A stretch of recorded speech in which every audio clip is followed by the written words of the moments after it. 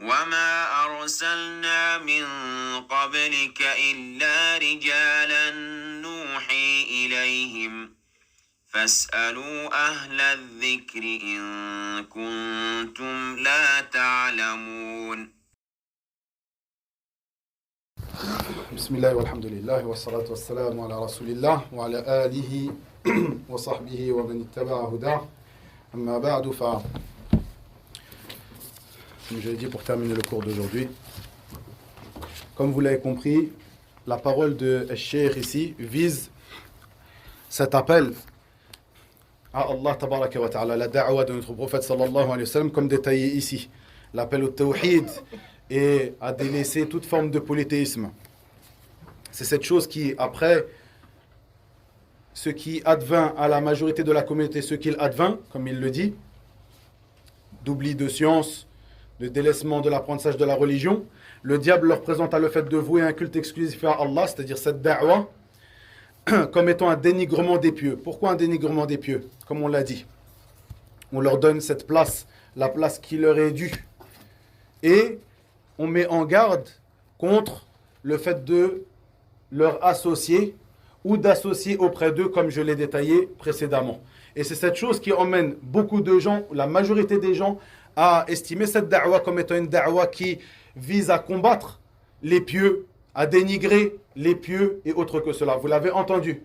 Cet appel, cette da'wa ne vise en aucun cas à dénigrer les pieux. Plutôt, nous leur donnons le droit qui leur est dû. Nous les aimons pour Allah tabaraka wa ta'ala. Et nous les respectons. Et nous ne les dénigrons pas. Mais si vous appelez le dénigrement de ces pieux, le fait de vous appeler à délaisser l'adoration que vous leur vouez, même si vous ne savez pas que cette chose est une adoration, et c'est ce qui est apparent, lorsque les gens ont oublié la science, n'ont plus eu science de ce qu'était at-tawhid, ni de ce qu'est al-shirk, ni de ce qu'est al-ibad à l'adoration, à ce moment-là, ils sont tombés dans l'interdit.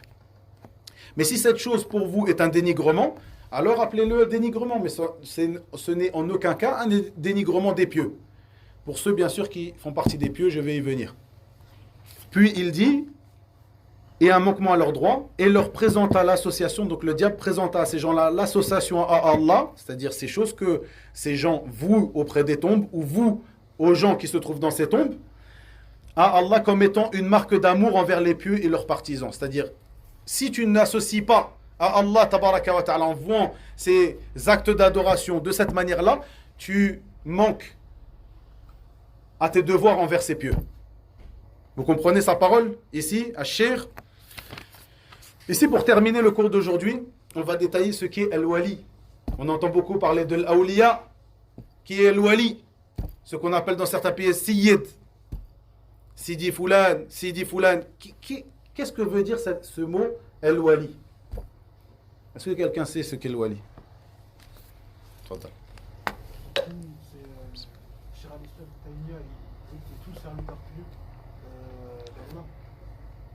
Ahsant. Ahsant. Les serviteurs, c'est qui craignent Allah Azzawajal. Shid Dalil, c'est quoi la preuve de ça? Hein? Ahsant. Ala inna awliya Allah la khawfun alayhim wa la hum yahzanun. Alladhina amanu wa kanu yattaqun. Ce verset de Surat Yunus, où il dit Allah tabaraka wa ta'ala, dans le sens de ses paroles, en vérité, les bien-aimés d'Allah seront à l'abri de toute crainte et ils ne seront point affligés. Les bien-aimés, c'est comme ça qu'ils ont traduit Al-Awliya. Ala inna awliya Allah la khawfun alayhim wa la hum yahzanun. Donc ils ont traduit les bien-aimés ici, Al-Awliya, donc qui est le pluriel de Wali. Donc le Wali, selon leur traduction, le bien-aimé. En vérité, les bien-aimés d'Allah seront à l'abri de toute crainte et ils ne seront point affligés. Quel est ce Wali? Qui sont ces Awliya? Ceux qui croient et qui craignent Allah. Comme l'a dit le frère, comme l'ont dit les deux frères. Hafidahumullah. Tout croyant pieux. Et ceci, ces deux choses-là, sont les deux piliers de Al-Walaya. Al-Walaya, c'est-à-dire, comme on l'a dit ici, le fait, cette place de bien-aimé ou d'allié d'Allah Azzawajal, comme on pourrait le traduire. Bien-aimé ou allié, c'est comme ça qu'on traduira le wali. Les deux piliers de cette walaya, quels sont-ils? Al-Iman, la foi, hein? Wa taqwa, la piété ou la crainte. D'après ce verset. Et comme l'a dit le frère, Jazallahu khayran, et comme on l'a dit précédemment à de maintes reprises, les paroles de Cheikh al-Islam Ibn Taymiyyah sont bien souvent, car ce sont des paroles qui sont courtes, mais qui ont beaucoup de sens, sont bien souvent prises comme des règles, au final, chez les gens de la Sunna. Man kana mu'minan taqiyyan, kana lillahi waliya. Celui, dans le sens de sa parole, rahimahullah, celui qui est croyant et pieux, est un allié d'Allah, est un wali d'Allah. Donc tout serviteur pieux, tout, pour reprendre, parce que tu as dit tout serviteur, ça va dans le sens, le fait que le serviteur est le croyant, mais si on dira tout croyant pieux est un wali. Tout simplement. Est-ce que c'est restreint à ces gens-là qui étaient de grands pieux, qui ont fait de grandes choses dans leur vie? Tout croyant pieux est un wali. D'après ce verset, comme l'a rappelé le frère Zallahu Khair. Voici ce que al-wali, chez les gens de la sunna, chez Ahl sunnati wal jama'a. Venons à ce que al-wali, chez as-soufiyya, chez les voies soufis, qui sont de très nombreuses sortes. Et malheureusement, comme je l'ai dit avant la prière, la compréhension de ce terme al-wali, l'allié d'Allah, le bien-aimé d'Allah, qui est comprise par la masse des musulmans, malheureusement, est empreinte à de nombreux niveaux de la compréhension qu'ont as-soufiyya de ce terme al-wali. Qui parmi les gens de la masse, si tu lui dis les gens qui sont pieux et croyants, ce sont des walis, il va te dire comment ça, ce sont des walis? Pour eux, le wali, c'est Sidi Foulan qui a passé toute sa vie dans l'adoration à Allah Azza wa Jalla, qui était un ascète, qui était. C'est comme ça que la masse des gens voient le wali. Et comme on vient de le voir, d'après la parole d'Allah Tabaraka wa Ta'ala, ce n'est pas ça le wali. Donc nous voyons que la plupart des gens, leur compréhension de l'wali est empreinte à de nombreux niveaux par la compréhension qu'on donnait à Soufia. Qu'est-ce que l'wali chez Soufia? On va commencer par une parole ici d'une personne. Je reviendrai un petit peu plus tard, ça ne va pas durer longtemps comme je l'ai dit, Inch'Allah Ta'ala. Cette personne, Cheikh Mohammed Abu Idris, qui fait partie des grandes figures chez les soufis. Mohammed Abu Idris dit que les bien-aimés d'Allah, al-awliya, ou les alliés d'Allah, al-awliya, sont de 3 niveaux. Ça, ce sont des paroles qui sont connues chez Soufia, c'est comme cela, al-wali. Et même si une personne se revendique être soufi de telle voie, mais ne connaît pas cette chose-là, simplement parce que il n'a pas étudié ou rentré en profondeur, etc. Mais ça, c'est quelque chose qui est connu chez les têtes de Soufia. Et c'est pas quelque chose qui est caché, ils l'écrivent dans leurs livres. Al-Rifa'iyya, Al-Tijaniyya, et autres, Al-Shadhiliyya et autres. Il dit donc, Mohammed Abu Idris, que les bien-aimés al-awliya sont de 3 degrés. Il n'y a pas de 4e degré. Et il dit, celui qui ne fait pas partie de l'un de ces degrés n'est pas un wali. Subhanallah. Allah Azza wa Jalla dit cela, et toi tu dis autre chose. Celui qui ne fait pas partie de l'un de ces degrés n'est pas un wali. Il dit donc, ces 3 sortes sont le grand degré, le degré intermédiaire et le petit degré. Il les a appelés comme cela. Haut degré, degré intermédiaire et petit degré. Il dit le petit degré, c'est que tu voles au-dessus de l'eau ou que tu marches sur l'eau. Vous entendez parler de ces choses. Un tel a marché sur l'eau, un tel... Et sans aucun doute, Allah Azza wa Jal est capable de faire marcher quelqu'un sur l'eau. Et sans aucun doute, il est arrivé des signes comme cela aux premières générations, parmi les Sahaba et ceux qui les ont suivis dans le bien. Comme à Sariya, lorsque Omar ibn al-Khattab, dans une expédition, il était sur le minbar, Omar, et c'est rapporté avec une chaîne de transmission authentique, il était sur le minbar, Omar ibn al-Khattab, et il a vu, Allah Azza wa Jalla lui a fait voir cette expédition qui était menée par cette personne Sariya. Il les a vus monter sur une montagne, et de l'autre côté de la montagne des ennemis de cette expédition. Et il s'arrêta et pendant la khutbah a dit Ya Sariya al-Jabala, Ya Sariyatu al-Jabala, c'est-à-dire ô Sariya, prends garde à la montagne, c'est-à-dire de l'autre côté de la montagne. Et lorsque Sariya et les autres de cette délégation qui était partie en expédition sont revenus à Médine, ils ont raconté le fait qu'ils ont entendu Omar ibn al-Khattab, Amir al-Mu'minin, les appeler et leur dire Ya Sariyah al-Jabala, prends garde à la montagne. Et effectivement, il y avait des ennemis derrière la montagne. Ceci rapportait qu'une chaîne de transmission authentique. Il n'y a pas de doute que ces signes-là, ils existent. Et autre que cela parmi des signes. Mais ici, donc, ils nous définissent al-Wali comme étant quelqu'un qui doit rentrer dans l'une de ces trois catégories. Pardon. La première, donc, que la personne vole au-dessus de l'eau, marche sur l'eau, ou, il dit aussi, ou qui rapporte des choses de l'invisible. Le deuxième degré, qui est le degré intermédiaire, que Allah Azza wa Jal donne ce degré, qui est le degré de la création, c'est-à-dire de savoir ce qui se passe dans la création et de pouvoir se comporter dans la création au point que la personne dit kun fayakun, dit soit et une chose est. Ça c'est le deuxième degré de al-walaya, d'être un bien-aimé ou un allié d'Allah Azza wa Jal. C'est-à-dire Allah Azza wa Jal lui donne cette place, qu'il sait ce qu'il se passe dans la création et qu'il peut lui-même créer. Le troisième degré, le haut degré, c'est le degré de al-qutbaniyya. Al-Qutbaniyya, c'est-à-dire que cette personne est un qutb. Qu'est-ce que le qutb? Ça nous amène à cette parole-là. Et ces paroles-là sont ces appellations-là sont des appellations qui sont connues chez Soufia. Très connues chez Soufia. Al-Qutb, wal-Ghawth, wal-Badal, al-Abdal, wal-Nujaba, wal-Nuqaba. Ça, vous l'entendez beaucoup. Et je vais rapporter une parole ici de Ali Jumu'a, qui est l'ancien mufti d'Égypte, qui est quelqu'un qui est noyé dans le soufia, qui est noyé dans le soufisme. Ali Jumu'a, l'ancien mufti d'Égypte. Il est connu et reconnu comme étant quelqu'un qui est noyé dans cela. Il défend cette parole al-Qutb. Donc le plus haut degré de al-Walaya, c'est d'être un Qutb. Que Allah Azza wa Jal fasse de quelqu'un un Qutb. Qu'est-ce que le Qutb? Ils disent que al-Qutb,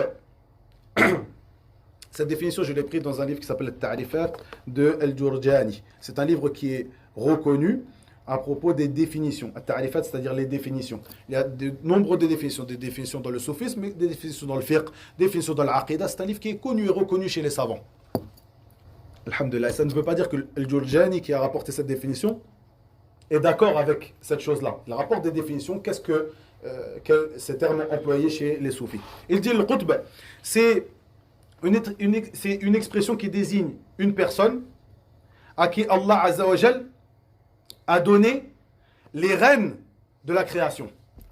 Il se déplace dans la création comme il le veut et il organise ce qui se passe dans le monde comme il le désire. Et cette personne-là, sa science vient d'Allah directement. Tabaraka wa ta'ala. Et dans chaque époque, selon eux, Allah désigne un qutb. Et c'est lui qui s'occupe de la création.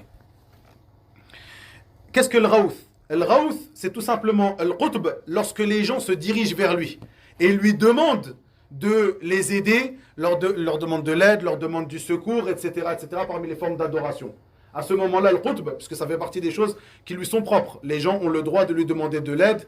Et comme il se déplace dans toute la création, ça c'est quelque chose qui est connu chez Sophia. Ils sont en Amérique et ils demandent à leur cheikh qui se trouve dans tel et tel endroit de les aider. Ça, Biram, c'est comme ça ou pas? Oui. Quand ils sont, je demande le frère parce que le frère est sénégalais, il connaît très bien comment ça se passe, surtout du côté de Touba et autres, comme on a parlé aussi dans les cours précédents. Il lui demande donc à n'importe quel endroit. Il est en Amérique, il demande à un tel, le qutb, de l'aider, de lui arranger ses affaires, etc. Mais pourquoi? Parce que c'est une personne qui se déplace dans la création comme il le souhaite. Et donc au moment où il va lui demander de l'aide, on appellera ça Ghawth. On dit ça c'est un Ghawth. C'est un qutb Ghawth. Il y a d'autres paroles, Al-Abdal, Wal-Nuqaba, Wal-Nujaba, etc.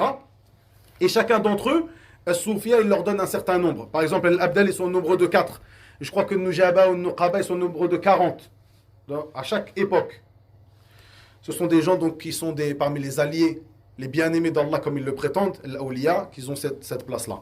Et regardez Ali Jumu'a, dans cette parole, il défend cette appellation qutb.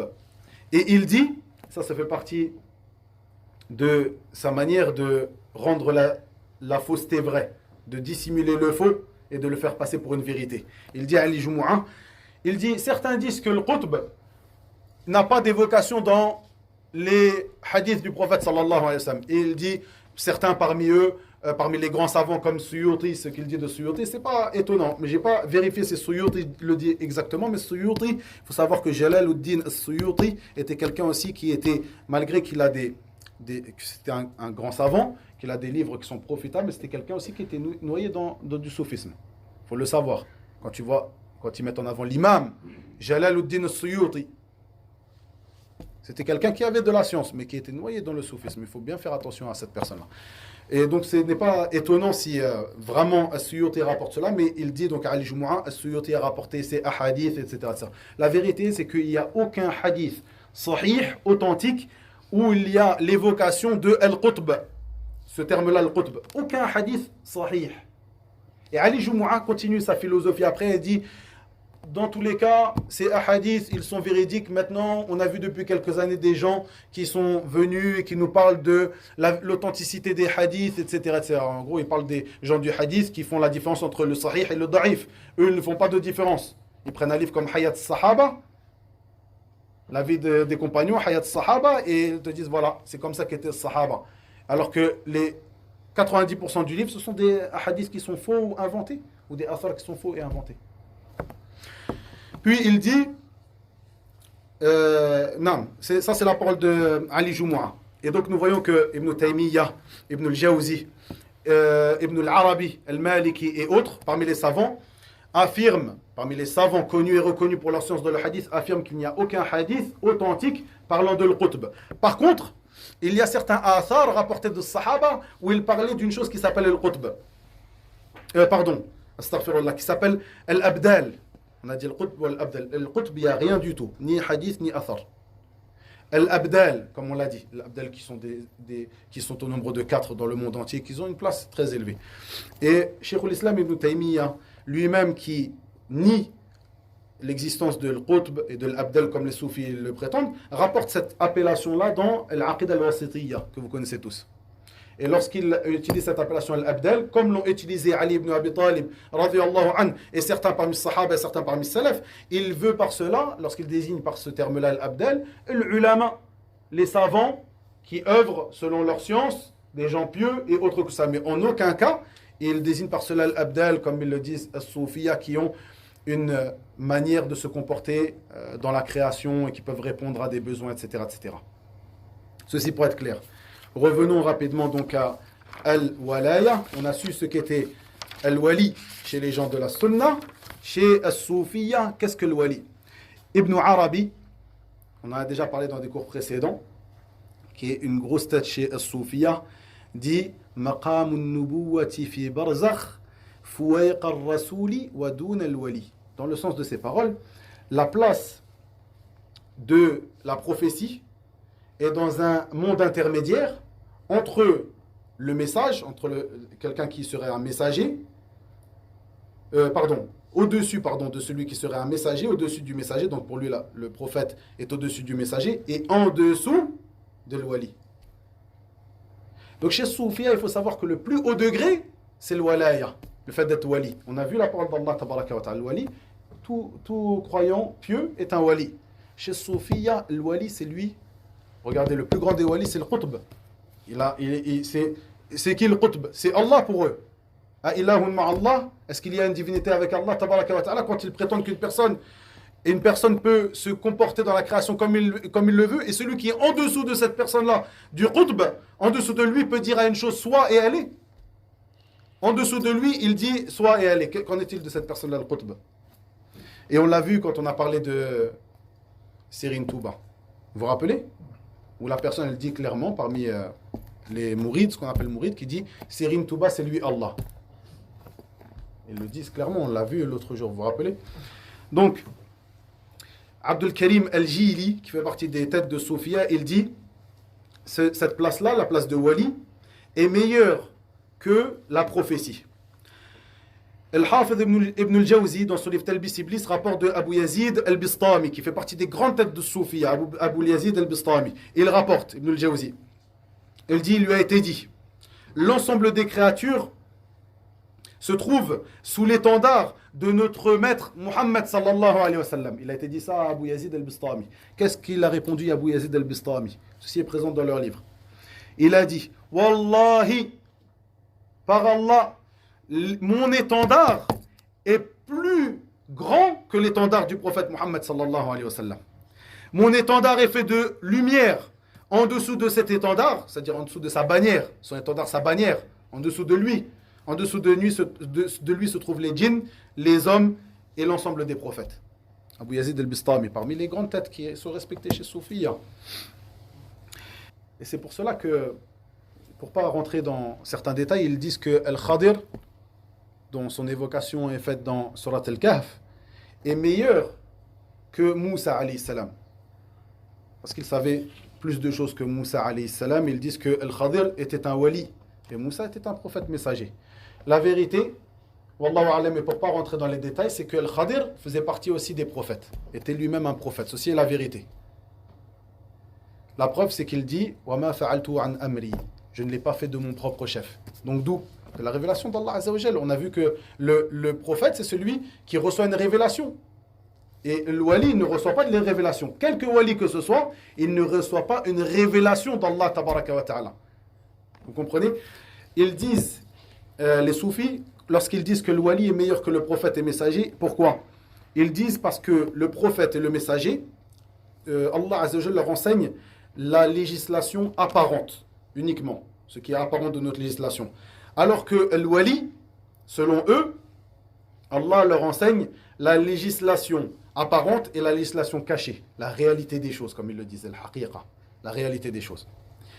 Et il dit aussi, le prophète et le messager prennent tous deux d'Allah par l'intermédiaire d'un ange, Jibril alayhi salam, qui descend avec la révélation. Alors que le wali, il prend d'Allah directement.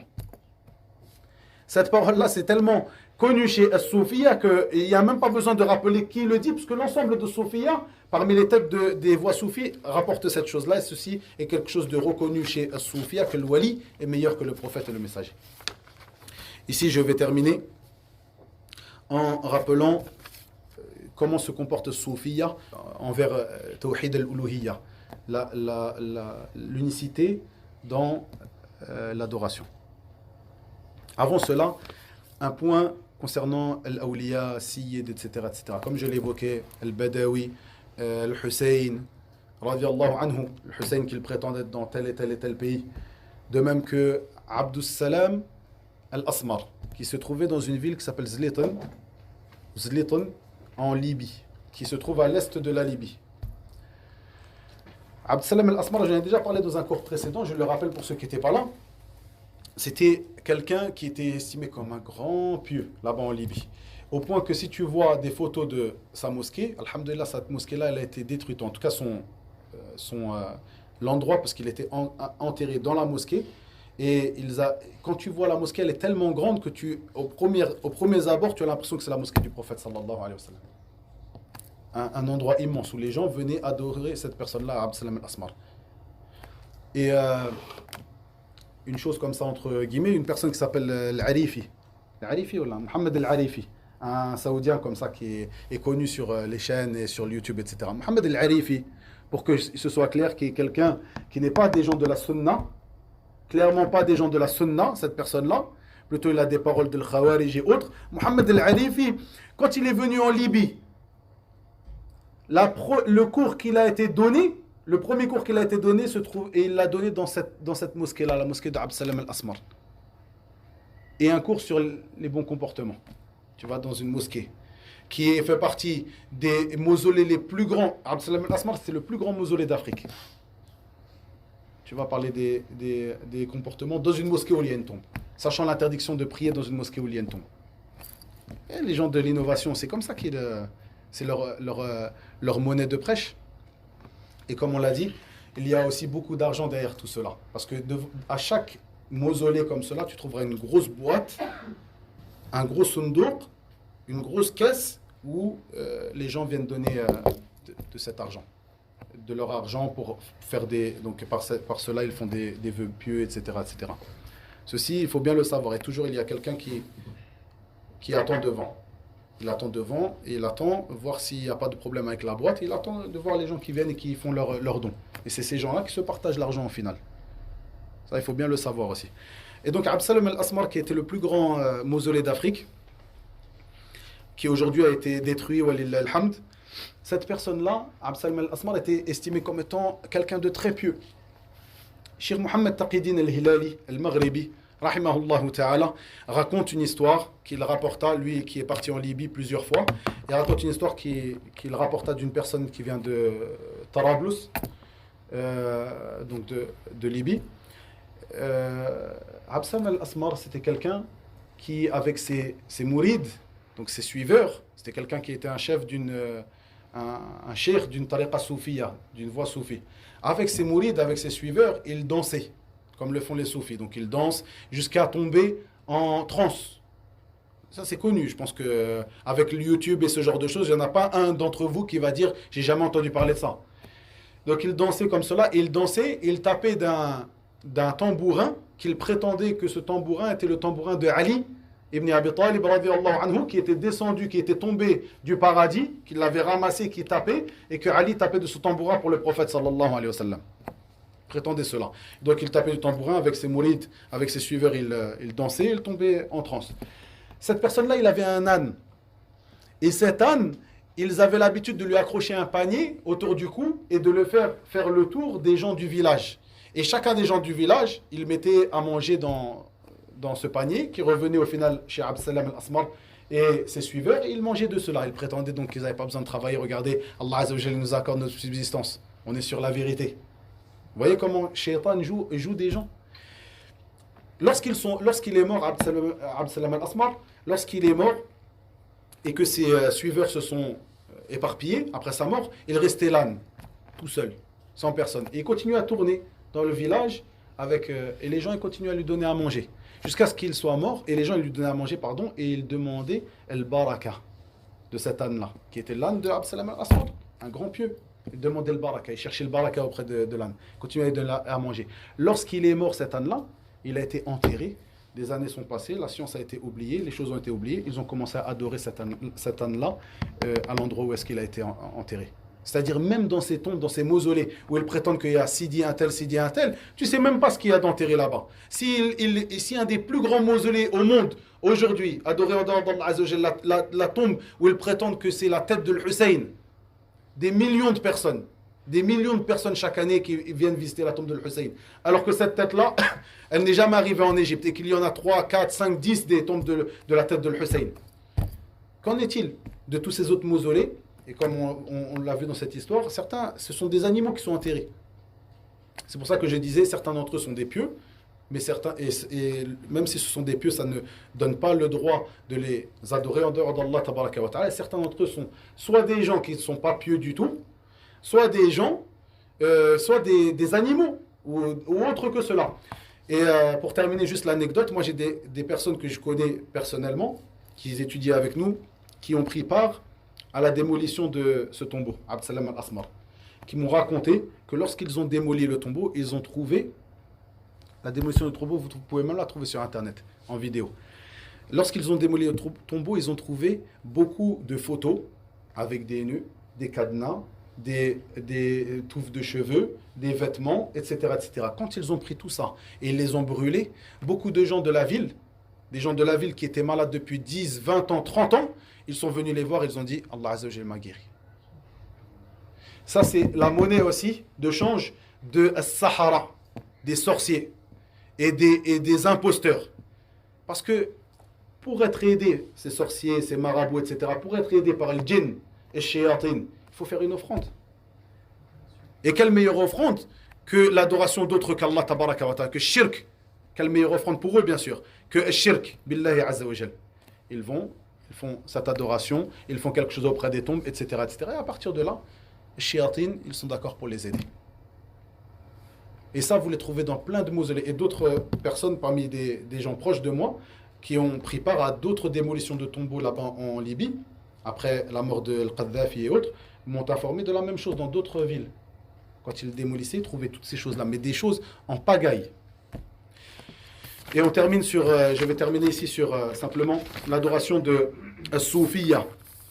Donc là, pourquoi si on parle de Soufia, comme je l'ai dit, parce que Soufia, une des choses qui les caractérise, cette place qu'ils donnent à certains de leurs pieux, soi-disant, ces pieux qui demain sont dans des tombes et qui sont appelés chez les gens de la masse Sidi Foulan, et cette adoration continue, soit de la même manière ou d'une autre manière. Et c'est quelque chose qui a gangréné beaucoup de pays d'islam, comme vous le savez très bien. As-Soufiyya, il faut savoir que, premièrement, comment ils se comportent dans l'adoration, concernant Tawhid al-Uluhiyya. Il faut savoir que, concernant Allah, tabaraka wa ta'ala, chez As-Soufiyya, comme on l'a vu par le passé, ceux qui sont tombés dans l'exagération, parmi les Soufiyya, parmi eux, Al-Rifa'iyya, Al-Shadhiliyya, Al-Tijaniyya, Al-Mourid, autres, tous ces noms que vous entendez, Al-Qadiyaniyya, etc. Et je ne manque pas de rappeler que Jama'at al-Tablir, ce qu'on appelle les Tablir, Jama'at al-Tablir wa Da'wa, ce sont des gens qui ont pactisé selon 4 groupes soufis. Ce sont des gens qui à la base sont des soufis. Et jusqu'à maintenant, on voit ces bases de Soufia chez eux. De même que l'Ikhwan, al-Muslimoun, Hassan al-Banna, comme je l'ai évoqué dans des cours précédents, si vous vous rappelez, ceux qui étaient là, qui le rappelle lui-même dans ses livres qu'ils avaient l'habitude de partir à la tombe de Sidi Sinjar, dans la ville de Damenhour, en Égypte, et qui faisaient donc ce voyage vers cette tombe-là, etc., etc. La plupart de ces sectes-là sont empreintes de ce que nous voyons ici. Donc, Soufia, ceux qui exagèrent parmi Soufia, concernant Allah, tabaraka wa ta'ala, ils ne font pas la différence entre Allah et son serviteur. On l'a vu précédemment, cette chose-là, vous vous rappelez? Car chez eux, il n'y a pas d'adorateur et d'adoré. Pourquoi? Parce que toute chose est unique. Toute chose est Allah, tabaraka wa ta'ala. Ceux qui disent donc, wahdatul wujud. Toute chose est Allah. Vous vous rappelez cette parole de Ibn Arabi qu'on avait rappelée? Il disait, dans plusieurs versions, il disait, le Seigneur est serviteur et le serviteur est Seigneur. J'aurais aimé savoir qui est celui qui est responsable du point de vue de la législation, al-mukallaf. Si tu dis serviteur, celui-ci est un Seigneur. Et si tu dis Seigneur, eh bien, comment pourrait-il être responsable civilement ou pardon, juridiquement ahsant? Bah oui, s'il n'y a pas de différence entre le Seigneur et le serviteur, comment est-ce qu'il pourrait être responsable? Donc c'est pour ça que nous voyons que les têtes chez As-Soufia, ceux qui ont atteint cette place de wali, etc., ils délaissent l'adoration. Ceci est quelque chose qui est connu. Et comme le disent nos savants, apprenez cela, ils disent que le plus haut degré chez Soufia correspond à un enfant en bas âge chez Ahl Sunnah. L'enfant en bas âge chez Ahl Sunnah, avant qu'il ait atteint le boulour, avant d'avoir atteint la puberté, qu'est-ce qu'il est? Il n'est pas mukallaf, il n'est pas responsable juridiquement. De même que le plus haut degré chez Soufia, il n'est plus responsable du point de vue de Sharia. Et je terminerai par ça. Barakallahu fikum. Il dit, concernant leur acte d'adoration qu'ils vouent à autre qu'Allah tabaraka wa ta'ala, parmi ce grand nombre d'adorations qu'ils vouent à autre qu'Allah tabaraka wa ta'ala. Nous voyons que Al-Busiri, vous vous rappelez de Al-Busiri, on a lu des parties de sa poésie, qui est une poésie où il y a, bien sûr, cette poésie Al-Burda, qui est connue, le manteau, est une poésie où il a voulu faire l'éloge du prophète Mohammed sallallahu alayhi wa sallam. Malheureusement, elle est très répandue pour cela et les gens l'étudient, la lisent, etc. pour cela, malgré que dans cette poésie, il y a du shirk clair de l'association. Lorsqu'il dit, dans le sens de ses paroles, au plus noble des messagers, il parle du prophète sallallahu alayhi wa sallam, au plus noble des messagers, dans une version au plus noble des créatures. Je n'ai personne en dehors de toi vers qui me tourner et demander secours. Il parle au prophète sallallahu alayhi wa sallam. Il n'y a pas d'autres personnes à qui demander secours, si ce n'est au prophète sallallahu alayhi wa sallam. Ilahun ma'allah. Est-ce qu'il y a une divinité en dehors d'Allah ou avec Allah? Il dit aussi, si tu ne te trouves pas au jour dernier, il parle du jour dernier. Si tu ne me prends pas par la main au jour dernier, il n'y aura personne pour me venir en aide. Et dans une autre de ses phrases, il dit, parmi ta générosité, cette vie d'ici-bas et l'akhira. La générosité du prophète sallallahu alayhi wa sallam, cette vie d'ici-bas et l'au-delà. Et parmi ta science, la science de la tablette et de l'qalam, de la plume. La tablette, l'awh al-mahfouz, qui se trouve au-dessus du trône d'Allah, tabaraka wa ta'ala, de la plume. Qu'Allah Azza wa Jalla, lorsqu'il créa la plume, lui dit, écris tout ce qui sera jusqu'au jour du jugement. Et bien ça c'est la science chez le Bousiri et chez Soufia, ça c'est la science du prophète sallallahu alayhi wa sallam. Réfléchissez bien quand on parle de cela, avec ce qu'on a vu que El-Wali, il est au-dessus du prophète, de l'ensemble des prophètes et des messagers. Qu'en est-il alors? Si ça c'est la place qu'il donne au prophète Mohammed sallallahu alayhi wa sallam, quelle est la place qu'il donne à leur awliya parmi les chefs de Turuq Soufia? On revient encore à cette vidéo sur Sirin Touba, où les gens disaient clairement, Sirin Touba c'est lui Allah. Ils disent dans certains de ces vidéos qu'on a vues, si le jour du jugement, Allah et son prophète viennent et Sirin Touba vient de l'autre côté, je suivrai Sirin Touba. Ça, c'est des gens qui ils sont là, ils sont vivants, ils vivent de nos jours. Une dernière chose, je terminerai sur cela, Al-Rifa'i, qui fait partie des grandes têtes de Soufia, qui est donc le cheikh de la voie soufi, Al-Rifa'iyya, il dit dans une poésie où il incite ses suiveurs à lui demander de l'aide en dehors d'Allah Azza wa Jal et à lui demander de rajouter, de leur donner des biens. Et il les appelle clairement dans cette poésie à associer à Allah tabaraka wa ta'ala. Il dit Bushrakumu ya salikina tariqati Bushrakumu qad niltum ikrami Ahmikum 'inda al-mamati wa ba'dahu 'inda as-sirati bi as'ab al-ayyami. Il dit, faites dans le sens de ces paroles, faites-vous la bonne annonce aux mes suiveurs, aux ceux qui suivent ma voie. Faites-vous la bonne annonce. Dans le sens de ces paroles, je vous protège au moment de la mort et après la mort. Au moment de passer sur le pont As-Sirat et au moment des plus durs de vos jours. Je vous protège. Al-Rifa'i. Il dit clairement dans un autre passage, il dit, Falja بأعتاب عزي والتمس مددي وطف ببابي وقف مستمطرا نعمتي. Dans le sens de ces paroles, reviens vers moi et demande de ma puissance et recherche que je te donne, que je te rajoute, je te donne des biens. Et viens à ma porte et demande-moi de faire pleuvoir sur toi de mes bienfaits. Et ça, c'est la voix de As-Soufia concernant Al-Tawhid. Tawhid al-Uluhiyya. L'unicité dans l'adoration d'Allah tabaraka wa ta'ala. Donc, lorsque nous voyons que Cheikh l'Islam, ce grand imam qui est mort il y a plus de 200 ans, presque 250 ans, lorsqu'il nous parle, il nous dit, puis lorsqu'advint à la majorité de la communauté ce qu'il advint, qu'ils ont oublié la science, que les imams de l'égarement ont perverti les pensées de beaucoup de gens, les imams de l'égarement. Le diable leur présenta le fait de vouer un culte exclusif à Allah comme étant un dénigrement des pieux et un manquement à leurs droits.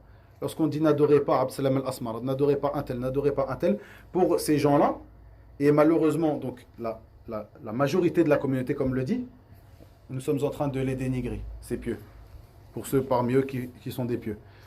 Et un manquement à leurs droits, et leur présenta l'association à Allah comme étant un manque d'amour envers les pieux et leurs partisans. Chez Soufia, vous vous rappelez l'autre jour, on a juste rappelé ce que certaines personnes disent, disent sur Sirin Touba. Qu'est-ce qui s'est passé? Un de nos frères qui priait avec nous est venu me voir à la fin de la prière et m'a dit, c'est bien, tu dis Allah a dit, le prophète sallallahu alayhi wa sallam a dit, mais quand tu parles de Sirin Touba, ça fait mal. Je n'ai pas manqué de respect à Sirin Touba. Je n'ai même pas parlé sur lui parce que je ne connais pas exactement quelles sont ses paroles. Malgré que Sirin Touba était quelqu'un qui faisait partie de la voie Tijaniya, qui était noyé dans du soufisme. Mais je n'ai pas rapporté ses paroles, juste des paroles de certains de ses suiveurs qui sont clairement de l'association. Sirin Touba, c'est lui Allah. On va laisser ça comme ça et rien dire. Malgré ça, j'ai juste rapporté cette parole-là et 2-3 autres paroles. La personne est venue me voir, elle m'a dit, ne parle pas de Sirin Touba, ça fait mal. Ça, c'est l'état de la communauté depuis ces années jusqu'à aujourd'hui. Malheureusement, beaucoup, parmi la masse des gens de la communauté, ont été égarés par des imams égareurs qui leur font croire que ceci est la religion d'Allah tabaraka wa ta'ala. Wallahi, parmi les gens de la masse, parmi nos parents, des grands-parents, les oncles, jusqu'à des enfants, ils voient que ce qu'on appelle le siyid dans certains pays, c'est ça la religion d'Allah Azza wa Jal. Si tu as un problème, tu as besoin que tu veux que ta femme elle soit fertile, tu veux que ça, jusqu'à ce que les parents emmènent leurs enfants depuis tout petit. C'est Sidi un tel dans le pays, dans le village. C'est une réalité. Donc il faut redoubler d'efforts dans notre appel à Allah tabaraka wa ta'ala, dans notre apprentissage. Première chose, comme le dit l'imam al-Bukhari, Babul ilmi qabl al-qawli wal-amal. La porte de la science, le chapitre de la science, avant les paroles et les actes. Puis l'appel à Allah tabaraka wa ta'ala par ce que tu peux. Les gens qui sont autour de toi, puis les gens les plus proches et les plus éloignés. وإلى هنا وبالله التوفيق وصلى الله وسلم وبارك على نبينا محمد